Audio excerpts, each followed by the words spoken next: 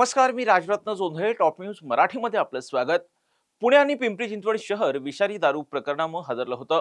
या प्रकरणात 22 पेक्षा जास्त जणांचे बळी गेले होते. मात्र सुदैवानं काही रुग्णांवर उपचार सुरू होते. त्यांच्या प्रकृतीत सुधारणा होऊन त्यांना काल डिस्चार्ज देण्यात आला. ही घटना घडल्याच्या 12व्या दिवशी फुगेवाडीतील नागरिकांना रुग्णालयातून डिस्चार्ज मिळाला असून डॉक्टरांनी त्यांचे प्राण वाचवल्याचं समाधान व्यक्त केलंय. 12 दिवस उपचार घेतल्यानंतर फुगेवाडीतील 3 रुग्णांचे प्राण वाचले. डिस्चार्ज घेत असताना त्यांनी आपली आपबीती सांगत भविष्यात दारू न पिण्याचा निर्धार केला. या रुग्णांपैकी सगळ्यात ज्येष्ठ असणारे रुग्ण राठोड यांनी विषारी दारू प्रकरणात आपली दोन्ही मुलं गमावली. त्यामुळे ज्या दारूने आपल्या दोन्ही मुलांचा जीव घेतला, नैराश्यात 30 दारू मी देखील प्यायलो. मात्र डॉक्टरांनी मला मरणाच्या दारातून परत आणलं. आता जगण्याची इच्छा नाही, पण कुटुंबासाठी जगावं लागेल असं म्हणत त्यांनी हंबरडा फोडला. तर आपले मित्र विषारी दारू प्यायल्याने गेले, पण सुदैवानं डॉक्टरांनी आम्हाला वाचवलं नाही, तर आम्ही सुद्धा मेलो असतो, अशी प्रतिक्रिया उर्वरित दोन्ही रुग्णांनी दिल्यात. एवढंच नाही तर इथून पुढे कधीही दारू पिणार नाही. खूप दारू पिण्याची इच्छा झाली तर उसाचा रस पिऊ, असं देखील हे रुग्ण म्हणालेत. मला त्रास माहिती नाही पडला सर. मी गेलो होतो बाहेर कामावर गेला उशीर झाला. माझ्या पोरगाचं ऑफिस समोरच होते आणि तो नेहमी पियायचे तिथं कामावर सुटलं येते ते पियायचे. आणि रात्री आला 9 वाजता. मला खबर आली की पोरगाला ॲडमिट केलं. इथे येऊन बघतो तरी ICUमध्ये ॲडमिट होतो. रात्री बोलवलं घरी गेलो, सकाळी खबर आली गेलं. पण त्याचं बघा मोठं बी गेलं. हे तुम्ही विनंती करतो सरकारला, या विषारीला जडाने उठून फेका. हे विषारी ठेवूच नको. आज मी मस्त बोलीन, येऊ नको रे. उद्या काय बोलायला माझ्या पैशाची बी. त्याच्यापुढे मी काय करू नाही शकत. हे सरकारला विनंती करतो, या विषारीला जडाने उठून फेका. एवढी मला इच्छा आहे. आणि सकाळी झालं तर बाथरूमला गेलो, थोडं सगळं दिसत होतं. पुलाखाली आलो, अख्खं डोळे बंद व्हायला लागले. मग जे माझे मित्र आहे ते सगळे रिक्षावर घेऊन आले. सोनी इथं आलो. मग मला इलेक्शन टाकलं, वरती आयुष्यामध्ये टाकलं. म्हणजे सोनी सरांनी जेवढं टीम लोकांनी मदत केली की एवढं कोणी नाही करू शकत. यांच्यामुळे मी वाचलो फक्त. असं एवढं म्हणतो. जे एवढं पण दारू धंदे जे हालभट्टी बिटबिट्टी येणार सगळे परत भेटायला पण पाहिजे नाही. कोणाला पण आवडू म्हणतो, फक्त दारू पिऊ नका.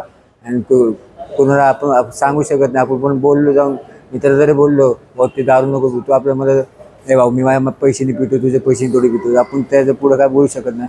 फक्त म्हणून दारू पिऊ नका. आणि जेवढं चांगलं नाही सरकारला आवडं म्हणतोय, हालपट्टी पूर्ण बंद करून टाका. नंतर मरता वाचले. तुम्ही पिऊ नका अशी दारू, कारण की लय डेंजर आहे दारू. लय त्रास होतो. तुला काय काय त्रास होतो? मला झोपलं, सकाळी उठलो एकदम घाबरट झाली होती, कसं तरी होत होतं. नंतर थोड्या वेळाने उलट्या व्हायला लागल्यानंतर दम बसला, चालायलाच नाही येत होतं. त्यानंतर पण पांढरं दिसायला लागायचं, एकदम काहीच दिसत नव्हतं समोर. मग ICUला घेऊन आले.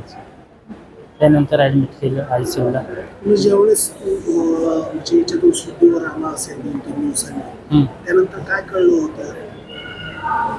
काय आहे, मला तर असं कळलं की मी मेलीच होतो म्हणून.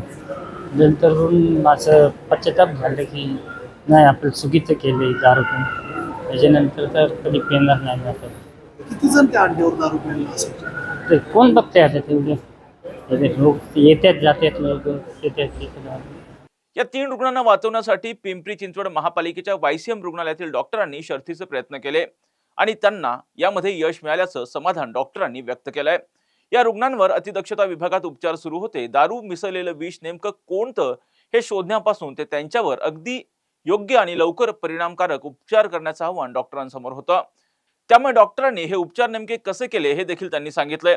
त्याचबरोबर या रुग्णांनी इथून पुढे कधीही दारू पिऊ नये आणि इतरांनाही परावृत्त करण्यासाठी प्रयत्न करावेत, अशा शुभेच्छा त्यांनी दिल्या. सर्वप्रथम हे ज्यावेळेस कळालं त्यावेळेस मेटाबॉलिक ॲसिडोसिसला हिमोडायलिसिस नावाचा एक प्रकार असतो. तर हिमोडायलिसिस केल्यानंतर आणि त्यांना सदर रुग्णाला आपल्याला अँटीबायोटिक लागले. त्याच्यानंतर काही कफ पातळ व्हायचे काही औषधं होते. तर हे सर्व काही औषधं आपल्याकडं YCMमध्ये उपलब्ध होते. त्यांना भारीचे अँटीबायोटिकसुद्धा माननीय आयुक्त साहेबांनी सगळा त्यांचा तसा संदेश होता की तुम्हाला काय लागेल ते बिलकुल अवेलेबल करून देऊ. बिलकुल 24 तास त्यांचंसुद्धा लक्ष होतं. अतिरिक्त आरोग्य वैद्यकीय अधिकारी, माननीय अधिष्ठाता, इवन आरोग्य वैद्यकीय अधिकारी गोपणे साहेब यांचं सर्वांचं लक्ष होतं.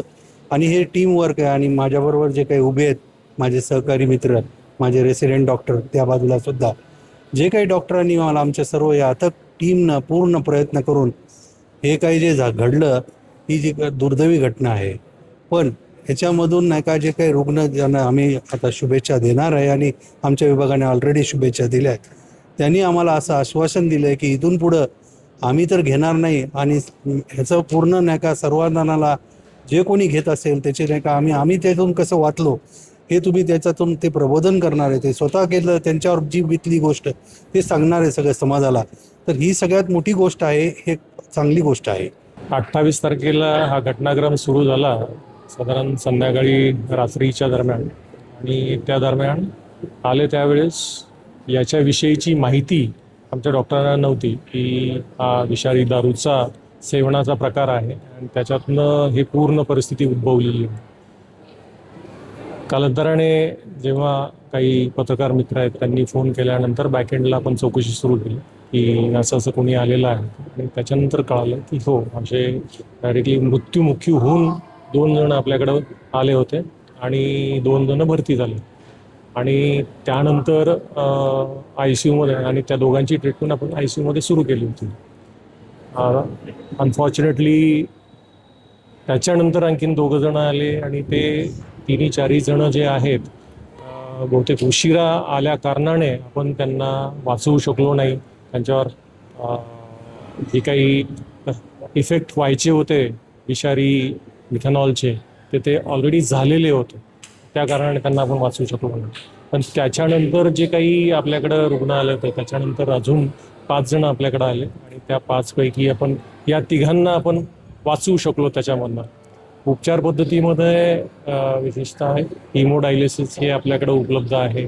त्याच्यानंतर सपोर्टिव्ह थेरपी, बाकी विटॅमिन्स किंवा इतर जी काही सपोर्टिव्ह थेरपी होती ती पूर्णपणे आपण त्यांना दिली आणि त्याच्यातनं ह्या 3घांचे प्राण वाचले.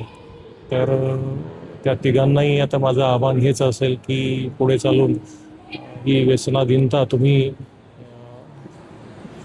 करू नका आणि इतरांनाही त्याच्यापासून मुक्त राहण्याचा संदेश द्या. प्रथम आव्हान तर तेच की कुठलं विष होतं, टॉक्सिन कोणत्या प्रकारचं होतं हे समजत नव्हतं. परंतु पहिले 2 जेव्हा मृत्युमुखी पडलेले पेशंट आले होते त्यावेळेस, पण त्यानंतर जेव्हा पेशंट आलेत, एकूण आमच्याकडे 11 पेशंट आले, त्यापैकी 2 मृत्युमुखी पडलेले आणि 4 अत्यंत सिरियस, जे की पहिल्या 4 तासातच त्यांचाही मृत्यू झाला ICUत आम्ही घेऊन ॲडमिट करून ट्रीटमेंट सुरू करेपर्यंत.